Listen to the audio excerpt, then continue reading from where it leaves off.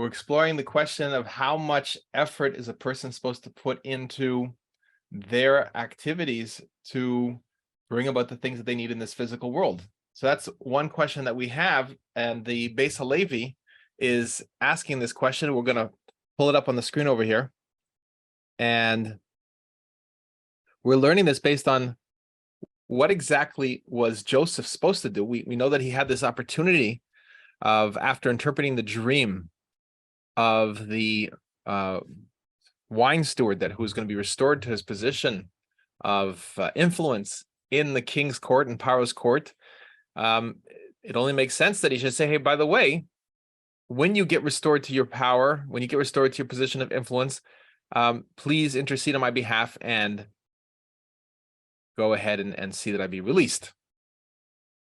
So there's nothing wrong with that, but Yosef Tzaddik mentioned twice, if you will remember me, if you will bring me to the attention of Paro.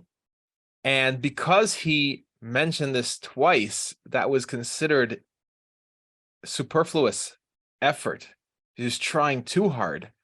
And as a result, he ended up spending another 2 years in prison. Now, the question is this a standard that applies to every single person, or does it apply to the same degree? So the answer is, well, it is a standard that applies to every single person. We're not supposed to try too hard, but the question is what too hard is varies from person to person, as we're going to see. So we learned last time that a person is given the opportunity by God Almighty to do a certain amount of work, some hishtadlus, some effort, in order really to calm himself, because really we're supposed to just be completely calm. We're supposed to know that everything's being taken care of for us. We're getting everything we need.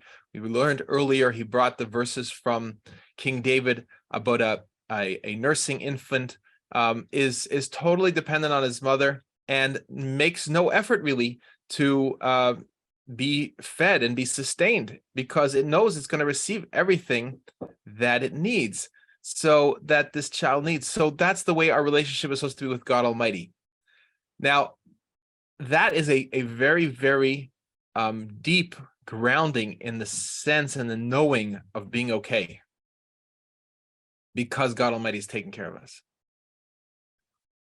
What happens if we're stretching to reach that level and we just feel we have to do something? That something, after I do that something, I'll feel okay. So for example, let's say I have to find a match for one of my children, a marriage spouse for one of my children, right? So I could say, God Almighty's figured out the spouse. It says 40 days. Even at time of pregnancy, the match is already made. What? I don't need to do anything. I trust with complete trust that God Almighty is going to provide the right spouse, and the right spouse is going to come. I mean, God Almighty has many emissaries. A person could be on the other end of the world, and he's going to somehow, God Almighty's got billions of ways to make this match happen. So I am completely confident in God Almighty taking care of this. This is an important part. This is an important responsibility I have. I have a commandment, as every human being does, and a blessing to be fruitful and multiply. And part of that is making sure that my children find good matches, the match that's meant for them, so that they should bring more children into the world. That's part of my fulfilling my commandment. So the way I could fulfill this is to do absolutely nothing. Now, when I say absolutely nothing, I do have to answer the door. If someone knocks on the door and says they'd like to make a match, they have an idea for my daughter, or I have to answer the phone. But I don't have to go out and make any effort to find that person. I don't have to call matchmakers. I don't have to call anybody. I don't have to call my friends. I don't have to, spend time looking and seeing, okay, that looks like a good match for her. Let's investigate who that is and see if that can be made, if that's an appropriate match. That would be the ideal. But what happens if I'm not really feeling calm about that? I feel I have to do something. I can't just sit here and do nothing. So God Almighty says, okay, if it's going to make you feel better to calm yourself, then do something. Don't fool yourself into thinking that it's you're doing something that made it happen. But if you need that to reach that level of serenity, then do something. Okay, now the question is, what is that doing something that's going to be the amount of doing that is appropriate for me? So one example could be, I'm going to take action. I'm going to make a phone call today. I'm going to call one person. I'm going to call one person a year. And after I made that phone call, I put down the phone. Maybe not even one. See, I'm just going to make one phone call. Put down the phone. Whatever the answer is, I feel I've done my part and God's taking care of it. It's okay. And I'm in a complete level of serenity. I never make any other effort. That one phone call I made is now satiating my need to feel that I've done something and to be able to reach that level of tranquility. So I'm doing it, as we learned last week. It's not just, we could learn Torah. This is learn Torah for the sake of heaven, for the sake of God Almighty, for the sake of connecting to God Almighty. But the Torah teaches us that even if I'm not in that level, learn for ulterior motives or other motives, like I want to learn this. It's very interesting to me, or I'd like to know this material. And even something that's a negative motivation, perhaps an ego motivation, because from learning it for the wrong reasons, I'll come to learn it for the right reasons, right? So we learned right here on the top, always a person should be involved, engaged in Torah and learning Torah and doing God Almighty's divine commandments, even if it's not for the sake of God Almighty. Because in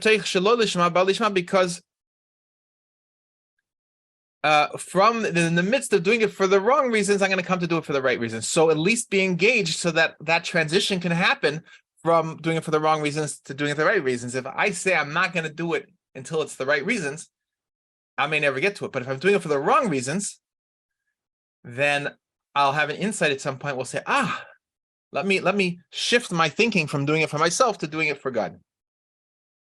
So the Torah, that it was made permission for us to do it for self-centered reasons, in order that we should be an assistance. There should be like a wind, a boost for us to come to be doing it for the sake of God. So the same thing applies over here. I have permission to make that phone call because it's going to be that boost I need to get to that place of tranquility. So instead of, if I am going to be flustered and frantic that I didn't do anything, and without doing anything, nothing's ever going to happen, then I'm permitted to make one phone call. Now, then if I could reach that level of complete tranquility at that point, I don't need to make another phone call. And I could allow God Almighty to bring the right match. If I, at that point, make a second phone call, now I'm trying too hard because I didn't need that second phone call. This first phone call was only allowed in order for me to, as a boost for me to get to the level of tranquility, and I'm already there, so I don't need a second phone call. Now I'm overdoing it. Now I am not living up to the standards that are expected of me.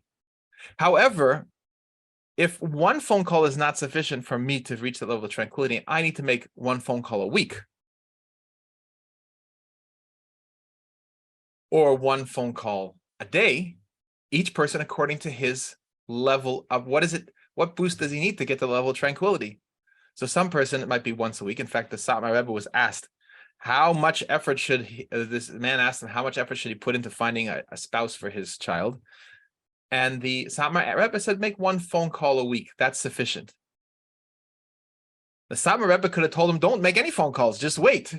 But he obviously knew that this person needed to do something to feel that level of engagement that he could then relax afterwards. And for him, it was just sufficient to do once per week. And at the end of each phone call, the person can now settle into the tranquility. I've done my part. I've put my effort in. Now it's in the hands of God. I am completely serenely tranquil, and I'm okay. So this physical activity in the world of making that phone call is something is permitted to us, even though it's unnecessary, but it's permitted to us. Now, this applies, of course, to making a living and to every aspect of life, to peace in the home, to working with our kids, to helping our kids, to changing things in the world. We also have to see how much is really meant, how much effort or engagement is really meant for us to try to bring about a result. Because remember, in all this effort, we're trying to bring about results that we feel that we need to see happen. And we have this entire range of possibilities from, I'm just going, if this is meant to happen, it's going to happen. I don't need to do anything to change the situation, because if it's meant to change, it's going to change. To, I got to make phone calls. I feel that this is the effort that's necessary for me to make. So I'm making a living, also a job, finding a job, finding clients, collecting payments, all these different things. You have to evaluate what is the amount of effort that you are meant to put in. So let's see what he says over here. The Lamed Beis V'im Kain. So we could see from this, She'ir Hashtadlus Hanitza Eino Shava L'Kol Adam. The amount of effort that's desirable is not equal to for every man. Rak Kol Echad Lefi Erko. Rather, it's each person according to his station, so to speak, according to where he is holding in his connection to God Almighty. Someone who's able to reach the level of certainty that everything is going to be provided for him by God Almighty with a little bit of work.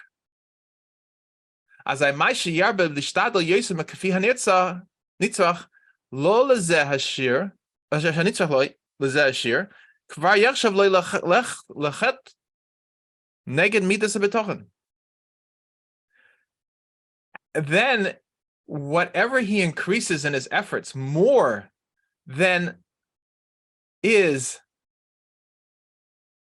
necessary for him, for this measure that is the right measure for him, this is already considered for him to be a chet. A chet is often translated as a sin, but chet is actually a language from archery of missing the mark.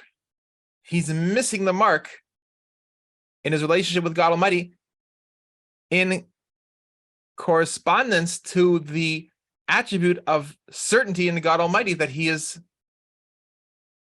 meant to have at his level. Because he increased in traveling after, to pursuing effort, and he didn't sit back, so to speak, in that tranquility and say, I've done enough effort. I don't have to make more effort.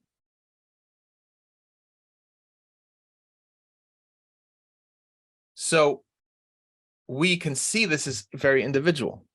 We'll give some examples later on. Maybe people who are participating here are going to watch later in the put in the comments different questions and examples. Me should a dying cotton, Michel Chavera, and for him whose level of trust and certainty in God Almighty is still small in the way that's revealed in his experience from his friend, from the other guy.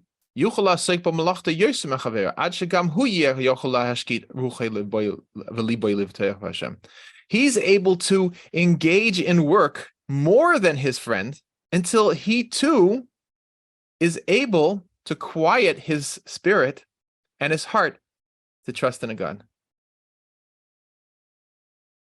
So in a certain sense, if you were telling me don't do anything, there would be a certain level of turmoil, anxiety. I can't, what's going to be if I don't do anything? I can't. So you say, okay, well, how much do you need to do in order to feel you've done enough and it's going to be okay? That God Almighty, you've done enough for God Almighty. You created the vessel you need. You've done enough. You made enough phone calls, did enough work. And now you can quiet yourself and your heart to trust in God Almighty. So it's a very, very personal question. This question, we're saying we're asking him, but he or me or you, we have to be asking ourselves this question. How much effort do I need to put in? It's very interesting that there's videos online of, since we have parents here and raising kids. So a lady comes to Lubavitch Rebbe and she says to him, her son has this issue and this behavioral problem, and it's a big issue. And the Rebbe says to her, just ignore it and it's going to be fine. So what's the Rebbe really saying? He's saying that all her effort and all her working up about it is really causing the problem, or it's creating attention to the problem, or it's giving energy to the problem, however we want to phrase it. But you, as a mother, just step back from this. This is something the kid's going through and it's going to go away. So the mother is trying to get, what does a mother want? A mother wants that her child is going to be fine, right? We've been learning in the Rabbi Steif learning that this is a attribute of a parent, and especially a mother, but a parent, both parents, that they want their child to be fine. And this is taken advantage of by the cult of Melech to say, oh, you have to go through their rituals in order for the kid to be fine. That's playing on this natural, this innate, inborn, godly gifted desire that our children should be well. So the mother wants this child to be well. And she is not able to calm herself, so she thinks she needs to do more and more things to be able to get the kid to be okay. So every mother is going to be different. For some mothers, it's going to be, oh, it's just a phase. It's going to be fine. Another mother is going to be, let me see if I could, read an article about this. I read the article. I got 1 point from the article. And then she's calm. Or she speaks to a friend, or she speaks to a person who has experience in that area. And then there's a mother who's just unable to calm herself. All these things are not able to calm herself. She needs to be worrying about it. She needs to be thinking about it. I got to call this person. I got to stop him from doing this right now. Look, he's about to do that behavior. I got to stop it. I got to stop it. I got to stop it. I got to stop. Oh my God, you know what he's doing? And the end result is that she's still not even able to calm herself. And what's the proof? She's coming to the Lubavitch Rebbe to say she's not calm, and she's asking for him to give a blessing or guidance on how to get her to the place that she's going to be calm. So his suggestion to her is, ignore the problem. Your engagement in the problem is the problem. You're not calm because you're engaged in the problem, and what the child really needs actually is for you to be calm. If you would just withdraw from the problem and reach your state of level of confidence and certainty, then the child is going to feel confident and certain, and it's automatically the mother's energy radiates to the entire family constantly. So if she's calm, the whole family's calm. So now you can imagine this mother, if she's able to receive what the Rebbe is telling her, then and presumably we hope that she has, because she set up the situation that she felt that she needed the Rebbe to guide her. She was unable to calm herself, so she turns to someone else to give her ratification and say it's okay to be calm. And now she's going to be calm, and the problem is going to be solved. Now, this woman could have done it herself.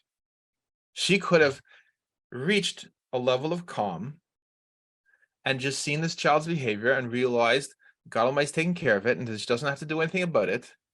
And she would have come to the Rebbe and said, talked about something else, or not even been an issue for her. She wouldn't have even made that effort to try to get it solved, because she would already know that God's taking care of it. She doesn't need any extra effort and activity over here. So let's continue on the side. The Iker HaBechinas B'tochen, who the essential core aspect of certainty in God Almighty is Hashkatas Ruchei V'Liboi Lahashich Al Hashem Yehavoi.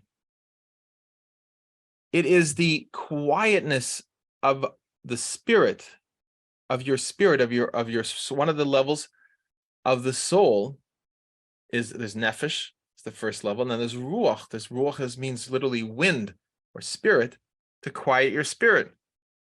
Shouldn't be chaos in your spirit. I need this. Oh, maybe I need this. Oh, I got to do this. I got to do this. I got to do blah, blah, blah, blah. It's not working out. What's going to be? That's all the chaos. V'liboy, and in his heart. And our heart is often referred to as the place of the thoughts, the chaos in our thoughts also. So quieting because our heart reflects whatever we're thinking, whatever we're taking seriously in our thoughts. So the quietness of our spirit, that's that of our energy, and the quietness of our thinking and our emotions. Lahashik l'Hashem Yahava means to say to throw onto God Almighty your load. You can see this is a verse in chapter 55 of Psalms. So you're saying, God Almighty, I have this package. I am giving it to you. I'm in complete calm because I know he's going to take care of it. And however he does or whenever he does is fine with me. I don't need to be making sure this is fixed within 24 hours or 1 week or 1 month or 1 year. People set this goal. I'm going to fix this problem. My goal for this year is by the end next year, this time, I'm going to have changed myself this way. Or I will have built this thing. All these things. I'm trying to get myself calm by making the effort to make a plan and a commitment that therefore I can feel calm that it's going to be okay. So that's another way we make effort. Make effort by planning, by making task lists, by making project lists, by imagining we're going to do all these things on this by a certain time schedule, and then working, being taskmasters on ourselves and other people to get it done by that time so we can stay calm. But what's the goal over here? What's the goal of this whole betochen is to get to the quiet. And he who increases in his effort more than what's required. The punishment, the consequence that comes from heaven will be increased upon him the necessity for him to make effort. And it will not be yuzuman means to say it will not be invited to him. It will not be coming to him, his income flow, other than through effort of his body. The effort, the way that he chose to go. So you could see this, for example, let's say you have a business and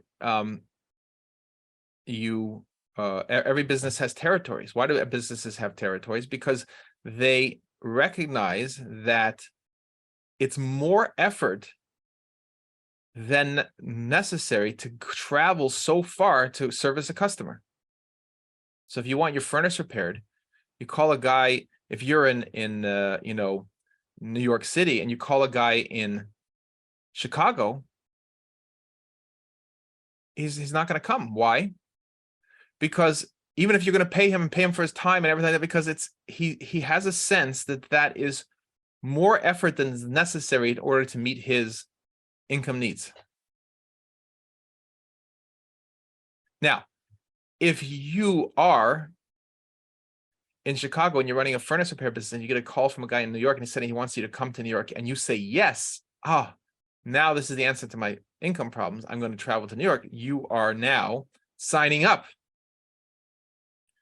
for this path. And this will be the path that's necessary for you to take to be able to get your livelihood.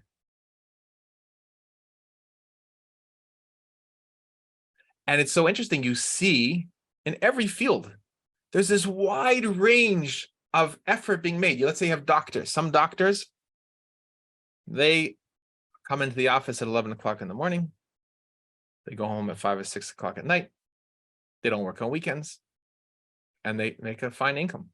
You have other doctors that are working multiple shifts at multiple hospitals. They're not able to be home for their family.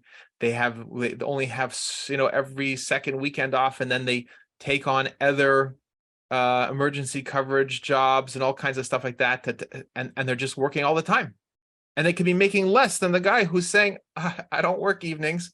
I'm not interested in being on call. I'm not going anywhere near a hospital on the weekend. That's it.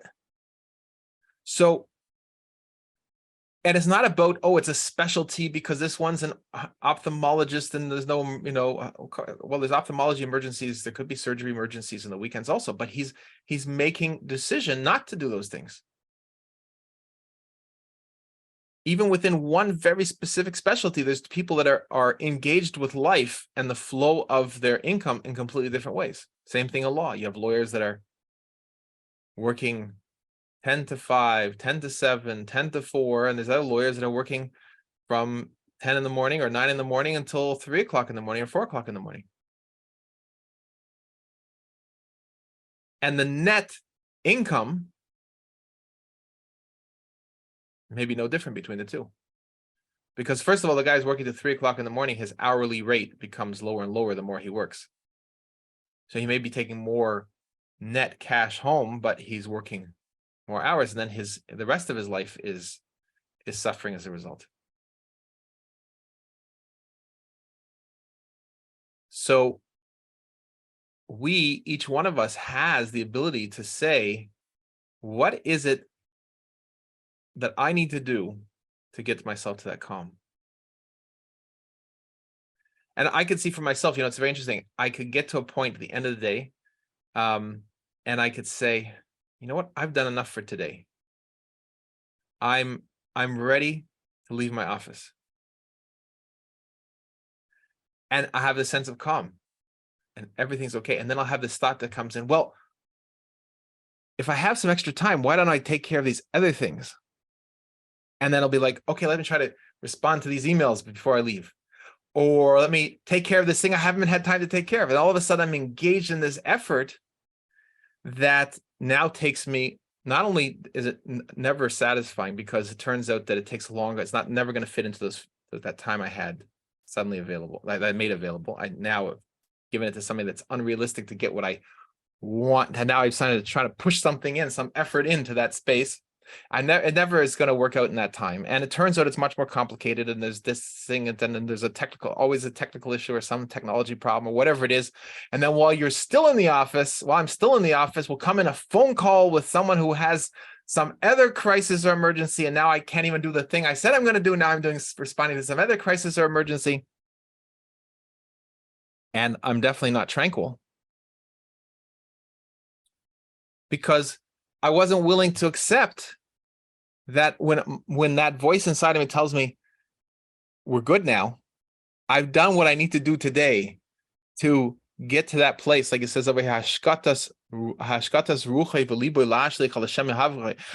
the point that I could sit, my spirit is calm and my thoughts are calm, and I could turn it over to God and say, God Almighty, I've done what I feel that you guided me to do today.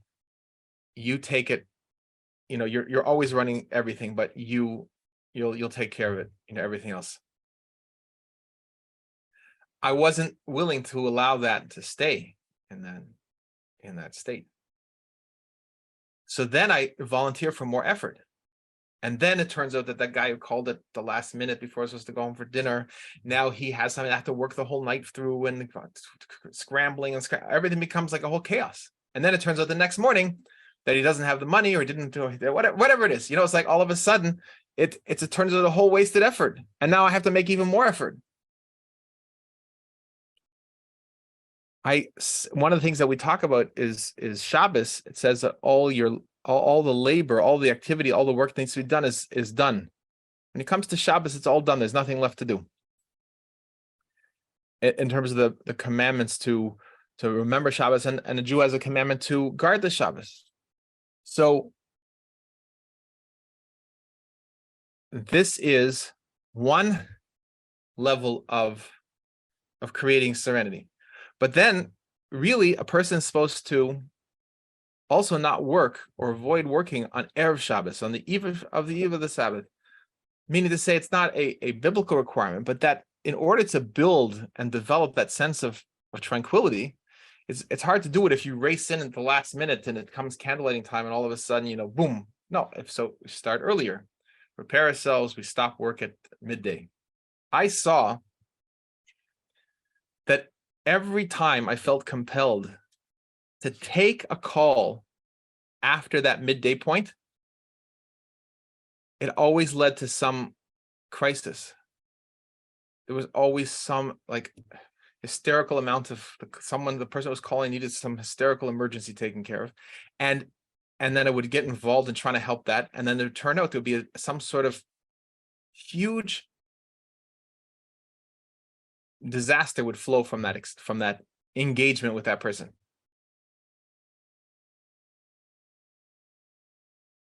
So what was happening is I'm making too much effort but I chose that way. So God opens the way for me to go that way. Now it's a conflict, and now it's a crisis, and now there's no payment, and all these kind of things are all this whole turmoil is happening. But I knew my inner voice was telling me I don't need to make any effort after midday on Friday afternoon. I don't need to. I've done everything I need to do. But then I had another voice that said, well, maybe this is going to be, a really prosperous call, and this person is going to, I'll be able to do some work for this person, and it's going to be profitable.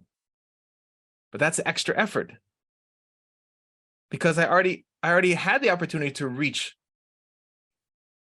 that place of calm. Now, here's the difference. Let's say you have a person who never doesn't reach that place of calm, and he couldn't have reached that place of calm at, noon, midday.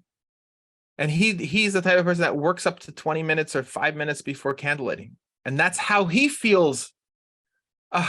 Okay, now I could be settled. Okay, so that could be according to his level, what he needs to do to reach that level of tranquility. But I see for myself that I often stumble in reaching the level of tranquility, but then chasing after a stray thought that, if I put more effort in now, I'm going to get something more. And that's exactly what the Beis HaLevi is talking about over here. That's where the problem is. And I get the consequence. I get the punishment for that. Because now my punishment is I'm sweating away on this thing, but I volunteered for this.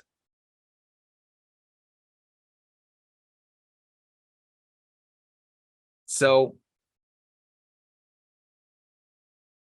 this is a gift for each one of us to be in touch with what we are really holding at. And what's beautiful about this learning together is that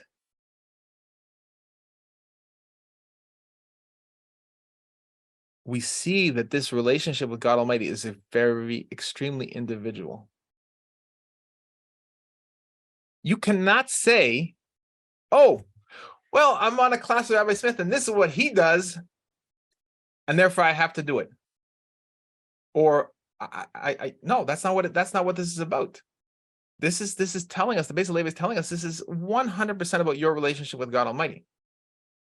You can't do it based that you have to know, you have to be in awareness of your own soul. Where is your own soul tranquil? Where is your own thinking tranquil? And honor that. That's what this is saying. Telling us we have to honor that, because that is our relationship with our Creator. And it's completely a liberating experience to know that our service of God is not based on what anyone else is doing.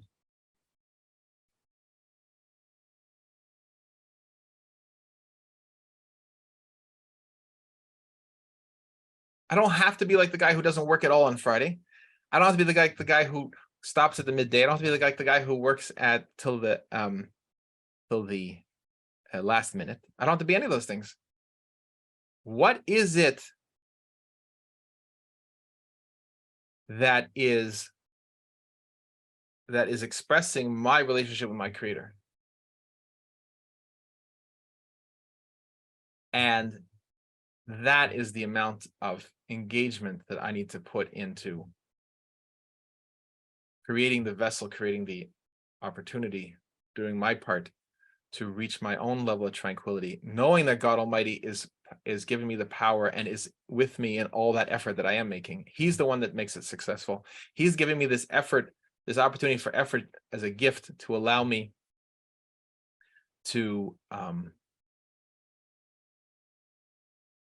reach that tranquility, to be able to engage in something, an activity that's going to give me a boost to reaching that level of tranquility. Because his goal, and this shows us also, this is really, really incredible to see this. It shows us how much our creator, all he wants for us is to be tranquil. That's all. He wants us to be tranquil in knowing that he is creating us, that there's nothing besides him, and he is providing everything we need. That's what he really wants. So he's not sitting there with a ruler to whack us. You shouldn't be doing anything. You should be trusting me at such a high level that you don't do anything. You just wait for me to provide you your food. And if you dare think, feel that you need to do some sort of effort to quiet yourself down to reach that tranquility, I go, smack. No, God Almighty says, if you, my child, right now are feeling you need to do this thing to calm yourself, to reach this level of tranquility, I encourage you to do it. I permit you, I encourage you to do that.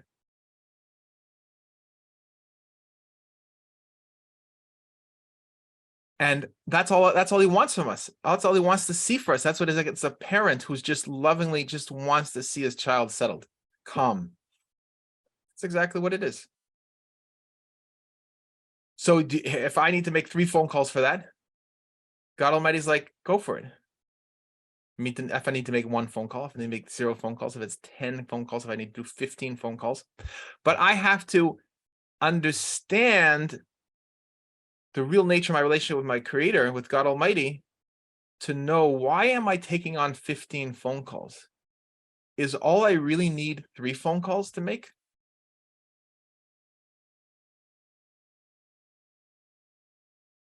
Let's say we have this ambitious project here. We want to, bring this message to the entire world. So I need to make fundraising calls. So there's a logical, mathematical thing that if I could make 100 phone calls a day, you could raise 100 times more money than raising 1 phone call a day.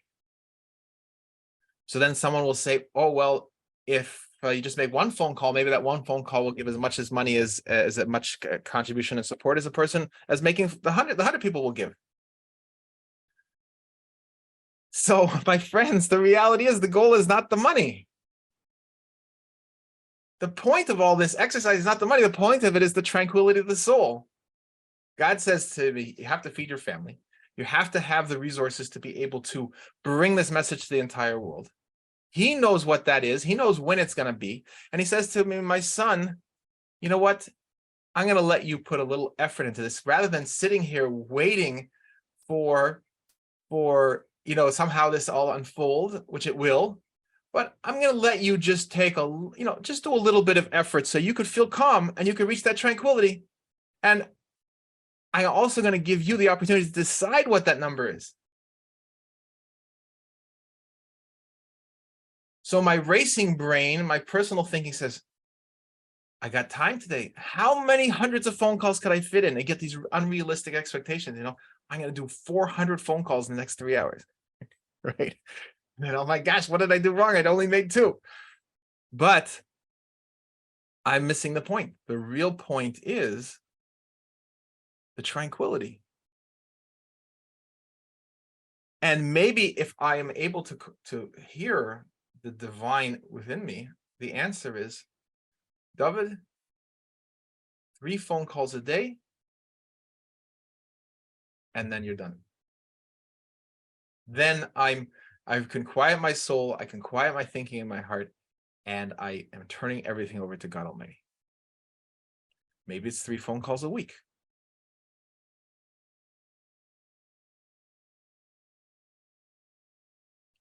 So this is the reality of our journey. The reality of our journey is inwards. You see, if you're trying to make an outward journey, you're going to go to a course on time management. How can I make more phone calls in a day? How can I delegate my phone calls to other people? How can I make more effective phone calls?